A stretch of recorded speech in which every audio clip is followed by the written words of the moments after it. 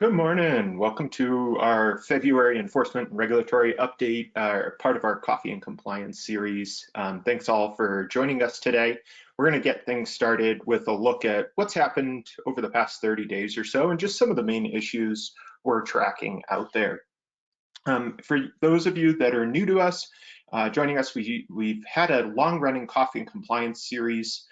This year in 2023, we've switched the format a bit and focused on a monthly look at what's happening from an enforcement standpoint, what's happening in the regulatory world, as a way to pay attention and give you a condensed view over the next 20 minutes, 30 minutes of some of the things top of mind. And we try to aggregate what we're hearing in all our conversations with other EHS and operations leaders, and also what we're seeing from experts in the field, both on the regulatory side, the legal side, and the consulting side.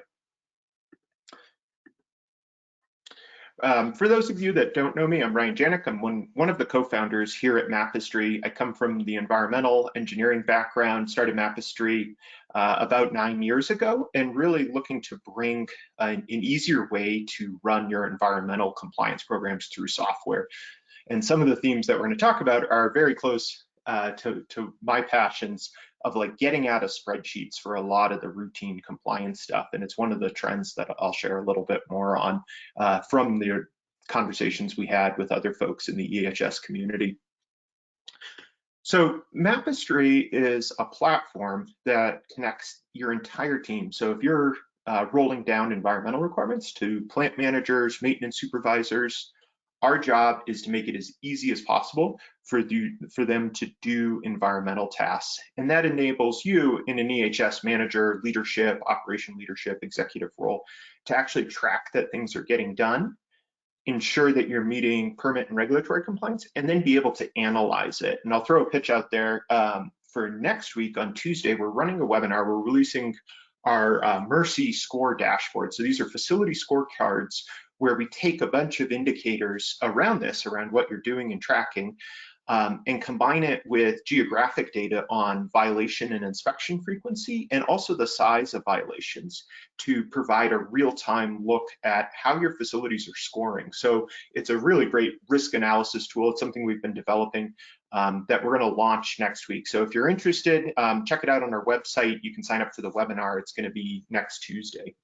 But our goal is to take everything you're doing for your environmental program, get it in one place so you can actually make proactive decisions, see what's going on, look at trends, and then allocate resources. And one of the themes has been, especially with economic pressures, and EHS teams, as you know, are always trying to do more with less, minimize resources, financial time on operations. Our goal is to automate as much of that process as we can. One of the things I want to share too is that it's not just here's a piece of software, go set it up. One of the things we really take a lot of pride in, and if for those of you on the webinar that know our customer success team and our solutions engineers, is to take everything in your program, get you set up, get you very quickly started, and get that value, that return on value very quickly. So one of the big things that we pride ourselves on is having that internal team and a team to work with you, not only through the onboarding process, but having support and driving more value for you from the software for your program.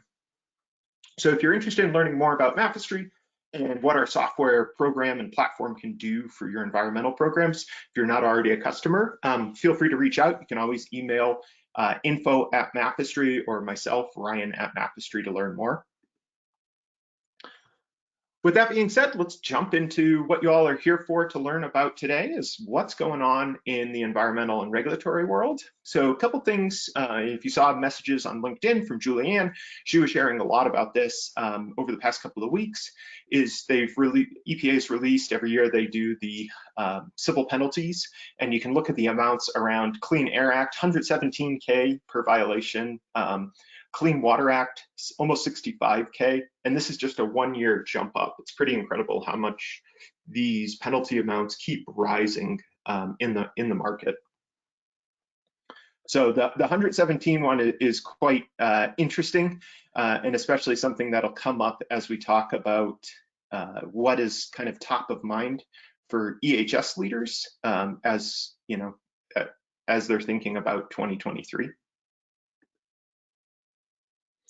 So one of the reasons that this is kind of top of mind for me in the 117K is we did a dinner series basically down the coast of California, from San Francisco Bay to Long Beach in the LA area down to San Diego over the past couple of weeks. And we sat down and met with EHS leaders. We hosted a series of dinners. And the dialogue was like, what is top of mind? Here's what we're seeing from an enforcement regulatory standpoint, but what are you experiencing? And three of the takeaways from that is just spreadsheets everywhere, especially on the air emission side, whether that's tracking generators, whether that's logging paint usage for different air permits, whether that's running greenhouse gas calculations for sustainability reporting, just the abundance of spreadsheets, and the need to hire people that have really great spreadsheet skills seem to be a core theme across all the EHS folks we talk to. It's also one of the things that's driving us as a software company. We've got a bunch of new tools coming out on the air emissions side, basically extracting air emissions management from spreadsheets and getting you out of having to live in spreadsheets, because there's a lot that spreadsheets do really, really well, but there's also stuff where it falls short, especially around integrating in with other systems, running analytics, remembering where you developed a calculation from, having that kind of understanding rather than just getting a spreadsheet passed around. But this was a theme that came up through a series of dinners with other EHS leaders of just spreadsheets govern so much of EHS programs, but also a frustration around that and a desire to do more. So it's something we're particularly focused on developing, is like, how do we replace spreadsheets for a lot of the common core environmental compliance requirements? Number two, theme-wise, and this is largely related to spreadsheets, but just in general, is air permits, and something we're going to talk about in a minute on regulatory developments around PM10 and PM2.5. But keeping up with air permits and the concern around staying out of Title V, understanding what's going on with local agencies around air permits. I was reading an article by one of the law firms out there. One of the things they're tracking is not necessarily just the Title V, but what's going to happen on the minor source permits. You know, is there going to be more pressure at the state or federal level around other air permits and to regulate things more strictly? So keeping up with air permits was generally a big theme. And then the third thing we talked a lot about was emerging contaminants. And everybody has heard about PFAS at this point. If you haven't, we've talked about it a bunch, but it's kind of been the topic of the day in a lot of environmental conferences. But something to pay attention to too is 6-ppd quinone, so in tires, because we had the Travis Porter, who's the industrial stormwater permit writer for state of Washington, on this caulking compliance series back in the fall, and he was talking about this is, as they're going through their industrial stormwater permit, they're looking at adding in requirements for facilities to sample for 6-ppd quinone, but not PFAS. So it's interesting, and on the water quality side, it's like, what do you need to keep up with? What are the emerging contaminants we're learning about that your facility could be subject to? And we're seeing a lot more interest at the state agency to just say, okay, everybody sample for this, rather than a more tactical approach of, we think these types of industries or these facilities would be dischargers of it. So this was another topic, probably third on the list. Data management and spreadsheets, air emissions, definitely the top two. But one of those lingering issues that I think is lurking for a lot of facilities out there, especially as they look at not only their industrial stormwater permits, but any kind of discharge permits. We're seeing this creep in more and more with PFAS as EPA, as part of their national enforcement compliance initiatives, and also just for TRI reporting, these contaminants start showing up a little bit at first, but then make their way into a bunch of other reporting categories. So paying attention to emerging contaminants, the one I would suggest is 6-ppd quinone as one of those emerging ones that you should really be paying attention for, and seeing where it shows up in the permitting and reporting structures. So one of the things related to air is proposed PM 2.5 standard. So National Ambient Air Quality Standard for fine particulates, PM 2.5. It was last reviewed in 2012. In, I believe, June of 2021, the administration came out and said they're going to look at it again. They've put this out. There's a comment period We're in the middle of the 60-day comment period. There's a link, and I'll send out slides after this if you want to look at it in more detail. There's two things from the EPA that I would urge you to take a look at. One of the big changes is the PM 2.5 standard, the primary standard, and they are going to retain the 24-hour standard the same. They're going to retain the current standards for PM 10. But the thing to pay attention to is the PM 2.5 standard. They're looking at dropping it from 12 micrograms per cubic meter down to 9 or 10. I've even seen rumors that they may go as low as 8. And this came up in some of our EHS environmental dinner series. Was if this gets dropped down, is that going to push a bunch of areas into non-attainment? And because of that, trickle down even stricter air permitting requirements on a wide variety of facilities and activities. And that's really the concern that we heard, especially in the LA Long Beach area. This came up as a hot topic of, if this gets pushed down, what does that mean for non-attainment? What does this mean for facilities and the air permitting structure that they might be subject to? So something to pay attention to and something to read up and submit comments on if you're interested. But yeah, if it goes down to 8 micrograms per cubic meter, that's really going to change things for a lot of facilities. Even just this shift will likely change the air permitting landscape for a number of folks. One of the enforcement things wanted to report, and it was interesting, there wasn't a lot, probably because of the holidays, that was, there was a rush right before in December, we saw it, and then in January, a little bit of trickle over on the EPA federal enforcement side. But there's been a little bit of a lull, so I'm curious to see what comes out in the next couple of weeks on the enforcement side. I imagine post-holiday, there'll be a bunch of ramp up, and we'll see more. This was our railroad NOx emissions. This was on locomotives and performing maintenance on air emissions control equipment.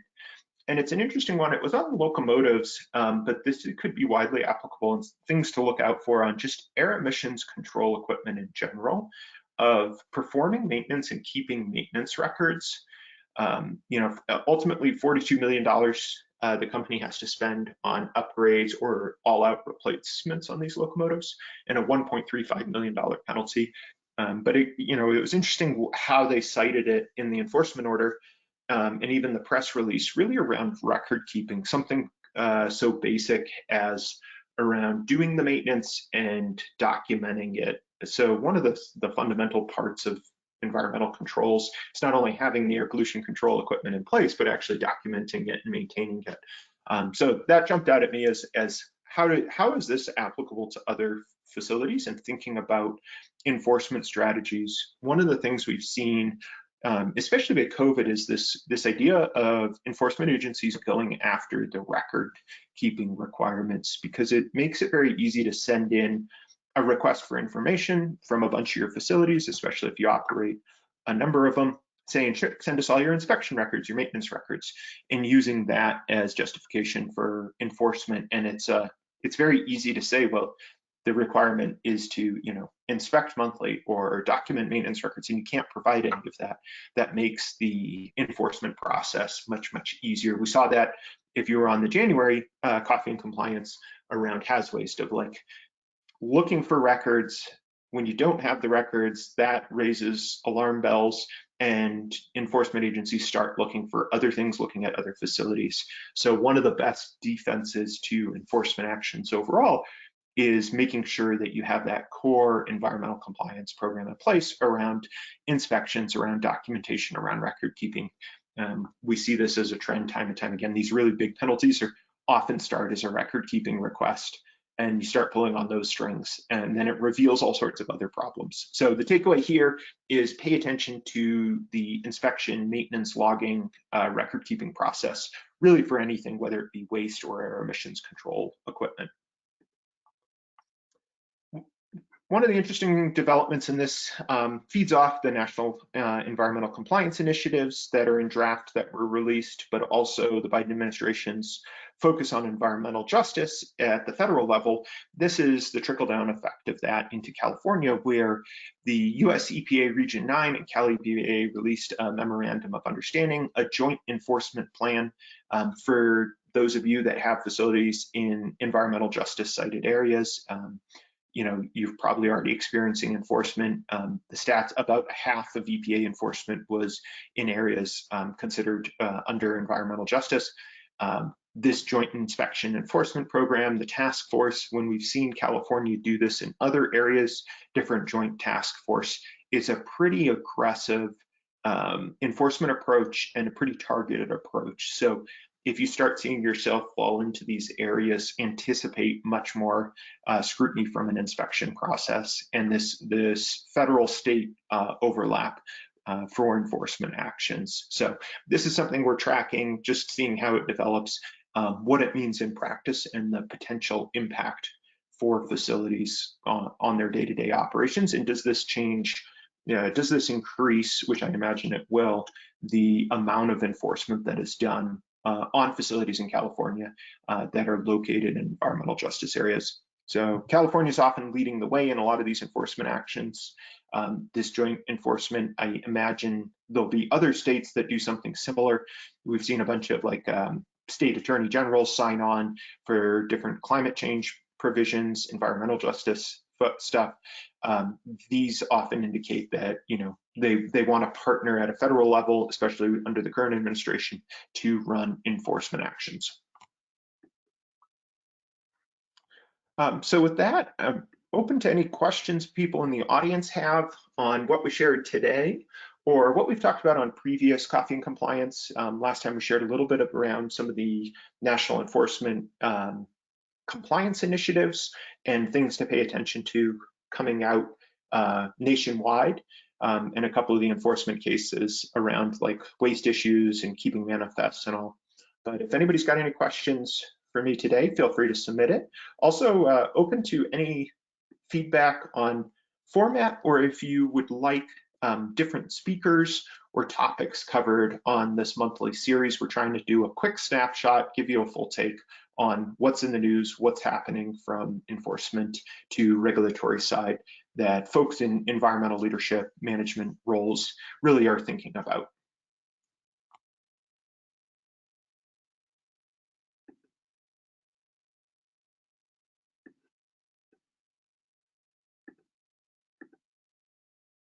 Well, with that, we can wrap up. I don't see any questions coming in. If you want to learn more, feel free to reach out or drop by our website. And as I said, we're releasing what we call the MERCI scores, Mapestry Environmental Risk and Compliance Indicator Scores. They're facility scorecards where you can take in your data around corrective actions, inspections, and then we combine it with our own proprietary information on enforcement actions at a state level, both the frequency and the potential penalties associated with environmental violations, to proactively score your facilities against each other. And we're going to do a webinar on that next Tuesday. If you're interested in learning more about that, drop by our website and you can sign up there. Thanks all. Have a great day.